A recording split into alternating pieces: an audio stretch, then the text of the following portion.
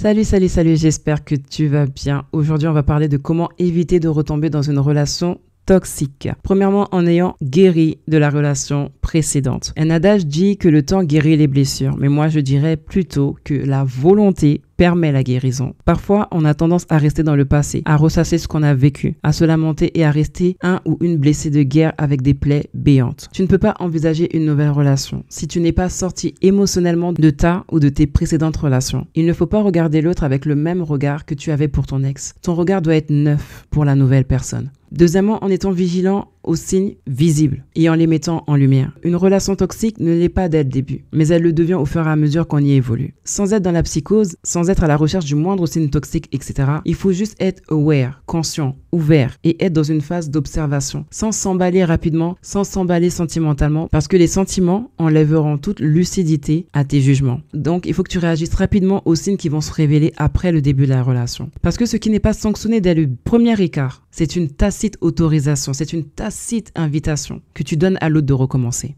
C'est pour ça que dès qu'il y a quelque chose, tu dois le mettre en lumière. Dès que quelque chose ne va pas, tu dois le dire. Ne passe rien sous silence. Ce sur quoi tu fermes les yeux aujourd'hui, c'est ce sur quoi tu ouvriras les yeux demain. Troisièmement, en connaissant tes limites et en les faisant connaître à l'autre. En sachant ce que tu veux et ce que tu ne veux pas d'une relation. Ce que tu acceptes ou ce que tu n'acceptes pas de la part de ton partenaire. Tu as un seuil de tolérance qui, lorsqu'il est franchi, nécessite, entre guillemets, une sanction, nécessite une réaction, nécessite une prise de position pour éviter que cela ne se reproduise. Par exemple, si tu es une personne qui est très famille et que l'autre ne l'est pas, et l'autre voudrait te couper de tes proches, couper de ta famille, il te revient d'imposer la limite, qu'il ne le fasse pas, ou que tu t'imposes la limite, de ne pas te permettre de te mettre avec ce genre de personne. C'est pour ça qu'il faut, avant de rentrer dans une relation, dire quel genre de personne on est. Et voir ce qui est compatible et ce qui ne l'est pas, ce qui est gérable, ce qui est supportable et ce qui ne l'est pas. Qu'il n'y ait pas de surprise au cours de la relation. Pour exemple, si tu veux des enfants et qu'ils te disent qu'ils n'en veulent pas, est-ce que tu vas quand même te mettre avec une personne en espérant qu'il change d'avis et être frustré si ce changement ne se réalise pas? Ou est-ce que tu vas laisser la relation pour une personne avec laquelle vous avez les mêmes aspirations?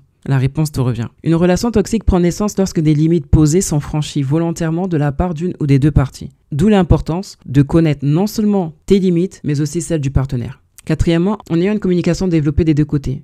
Sans intention de changer ou de manipuler l'autre, mais juste dans le but de se faire entendre, de se faire comprendre et d'être compris. Et que ce que l'on dit est non seulement compris, mais pas jugé, pas méprisé, ni mal interprété à des fins de détournement ou de retournement de situation. Quand des sentiments se développent et que leurs racines vont plus en profondeur, le départ de la relation sera plus difficile. Donc, il faut adresser tout ce qui se fait qui ne te convient pas. Il faut tout mettre en lumière et ça passe par le dialogue, ça passe par la communication. C'est aussi et tout simplement de l'affirmation de soi. Cinquième point, en n'ayant plus peur de l'abandon. Tu vis sans calcul et tu profites du moment présent et surtout tu t'affirmes. Tu ne fais rien pour plaire ni pour garder la personne. Tu t'autorises à être toi, naturellement toi. Et tu es prêt ou prête à tourner les talons quand les choses ne te conviennent pas, sans être en proie au caprice, bien sûr. D'accord? Tu es prête à accepter que l'autre te quitte. Tu ne t'accroches plus aux personnes. Tu es libre et tu les laisses libres de rester ou de partir. Tu n'es plus dans la dépendance affective. Tu n'es plus à attendre, tu n'es plus à tenir l'autre responsable de ton bonheur, de ton bien-être, de ta joie, de ton épanouissement. Tu n'as plus peur de l'abandon. Tu sais que tu es une personne à part entière. Donc s'il est là, c'est bien. S'il n'est pas là, c'est bien aussi. Tout simplement parce que ton bonheur ne repose pas sur lui. Ce n'est pas dans sa poche que tu as mis la clé de ton bonheur. Tu sauras que tu es prête à rentrer dans une relation, à te remettre dans une relation lorsque tu n'auras plus peur de l'abandon. Et j'ai envie de le redire, tu es prête et tu acceptes si l'autre te quitte. Tu ne t'accroches plus aux personnes. Tu es libre et tu laisses libre les gens de rester ou de partir de ta vie. Je vais te partager des exemples de comportements toxiques, je devrais dire, que j'ai pu glaner un petit peu par-ci par-là. On a le fait de rabaisser son conjoint en permanence et de dire à l'extérieur qu'il ou elle est merveilleux, mais de dire l'inverse quand les deux sont dans la sphère privée, d'accord? Donc, alors tu rabaisses ton conjoint quand vous êtes ensemble, mais quand vous êtes à l'extérieur, tu lui envoies des fleurs devant tout le monde. Tu souffles le chaud devant les gens et tu souffles le froid quand vous êtes tous les deux. Ton partenaire te parle, jamais tu ne le crois. Ça devient épuisant pour l'autre. Ensuite, on a les menaces de divorce constantes. Toujours être en train de menacer l'autre de le quitter. Toujours en train de lui faire peur, d'installer une sorte de psychose, d'installer une peur. C'est un comportement toxique. Le manque de soutien à son partenaire. C'est un comportement toxique. C'est comme le soutenir devant les gens et ne plus le soutenir arrivé à la maison. Si toi, tu ne soutiens pas ton partenaire, qui va le soutenir? Je n'en dirai pas plus. Tu te dois de soutenir ton partenaire. Ensuite, l'ignorer pendant une semaine après une dispute. C'est un comportement toxique. Ok, on peut être fâché, on peut avoir envie de bouder, mais pendant une semaine, lui infliger le traitement du silence, non. C'est une semaine de perdu. Et dans tous les cas, vous allez finir par vous reparler. Régler le problème une fois pour toutes et passer à autre chose, avancer. Demain n'est pas garanti. Tu peux te réveiller et ton partenaire s'est pas réveillé. Tu peux le laisser aller travailler, fâché, il revient pas. Ou tu le retrouves sur un lit d'hôpital. Arrêtons de perdre du temps avec les traitements de silence. On a un problème, on le règle et on avance.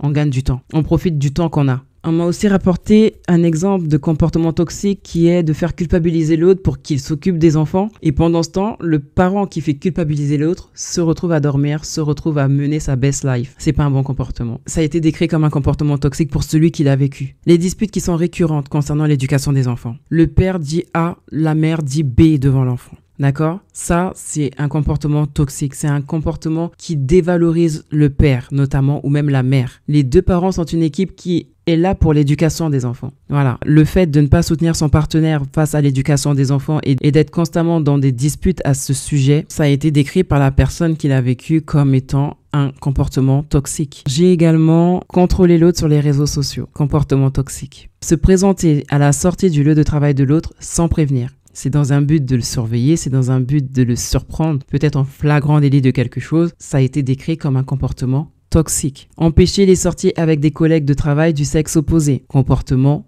toxique. Empêcher toute vie sociale en dehors du couple. Comportement toxique. Être auto-centré en ne voyant les choses que de son prisme, sans essayer de comprendre ou d'entendre les attentes de l'autre. Comportement toxique. C'est une manière d'étouffer en fait ce que l'autre pense, ce que l'autre ressent, ce que l'autre est. Et ensuite, on a le contrôle financier dans le cadre d'un compte commun qui permet d'avoir un regard sur les dépenses de l'autre. Décrit comme un comportement toxique. Ça fait beaucoup, mais j'espère que tous ces éléments qui ont été énumérés dans cette vidéo, dans ce podcast, dans cet audio, te permettront de voir large, que ce soit par rapport à ta situation, que ce soit ce que tu as vécu ou que quelqu'un dans ton entourage a vécu ou est en train de vivre. C'est tout pour moi. Je te laisse avec ça. Sur ce, bon courage. Mouah.